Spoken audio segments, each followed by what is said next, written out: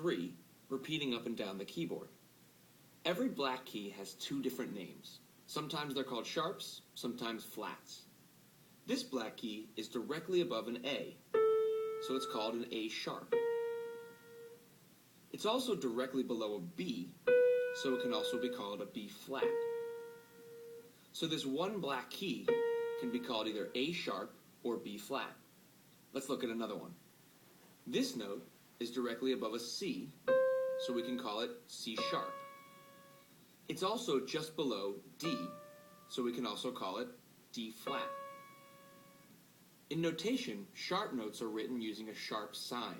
The sharp sign looks like a number symbol just before the note on the staff.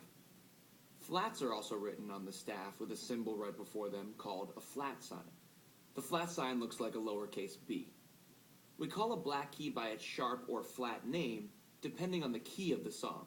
We'll talk about keys and key signatures later in the lesson. Now let's talk about the distance between keys on the piano. If 2 keys are right next to each other with no key in between them, like an E and an F, it's called a half step. B to C is also a half step.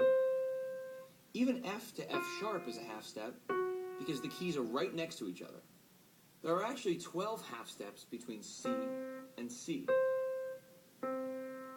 1, 2, 3, 4, 5, 6, 7, 8, 9, 10, 11, 12.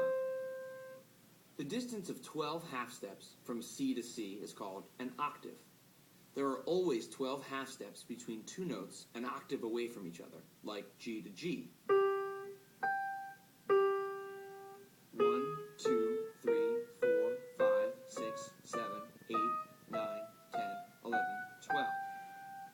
So just remember, whenever you have 2 notes right next to each other, it's called a half step.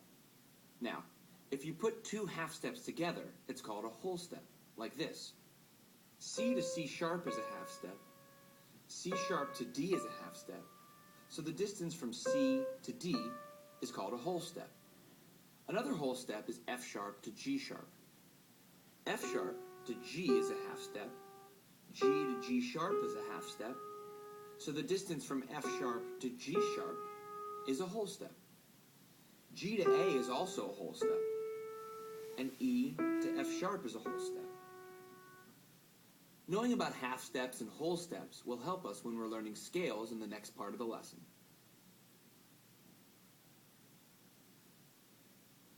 If we play all the white keys in the octave from C to C, like this,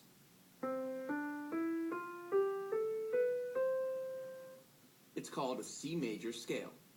A major scale is made up of notes separated by whole steps and half steps. Let's take a look at the pattern of whole steps and half steps that make up the major scale.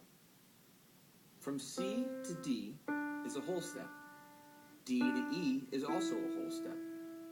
E to F is a half step. F to G is a whole step again. G to A is another whole step. A to B is a whole step. And finally, B to C is a half step. Let's play a C major scale together using just our first finger, starting on C. C, D, E, F, G, A, B, C. This pattern of 2 whole steps, 1 half step, 3 whole steps, and 1 half step will allow us to create a major scale starting with any note on the piano. Let's try it starting on G, remembering the pattern whole, whole, half, whole, whole, whole, half. Starting on G, 1 whole step up is A, a whole step from A is B, a half step from B is C, a whole step from C is D, a whole step from D is E, a whole step from E is F sharp, and then finally a half step from F sharp is G. Now let's play a G major scale together. G, A, B, C, D, E, F sharp, G. We'll learn more about scales in future lessons, but for now, you have a basic understanding of the major scale.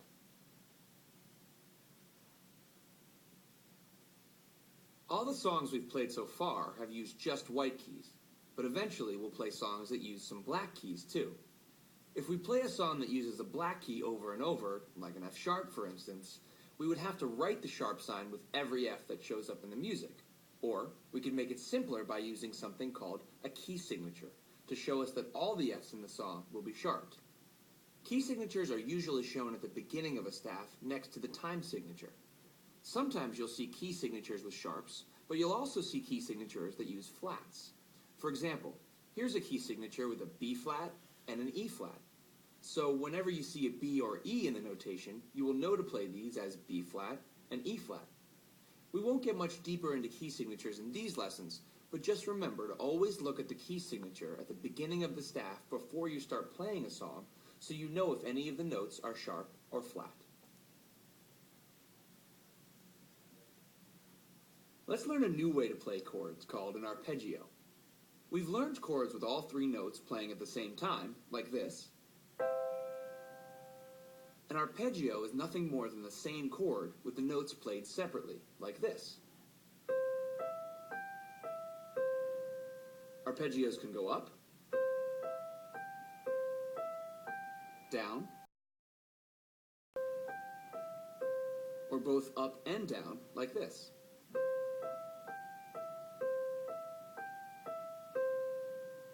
Let's play an arpeggio with our right hand on the C chord using our thumb, our third finger, then the fifth finger, then the third finger again. Play along with me. 1, 2, 3, 4.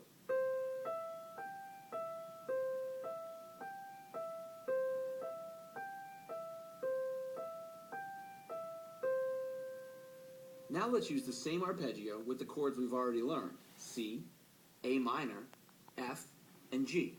Let's play together. 1, 2, 3, 4. C, C, A minor, A minor, F, F, F, G. Again. C, A minor, A minor, F,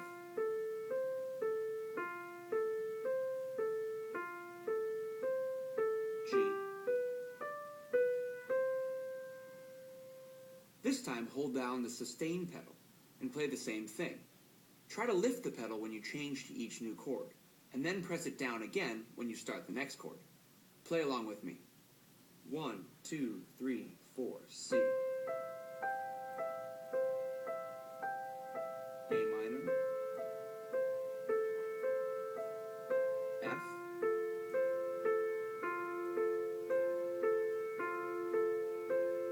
G. Again, C, A minor, F,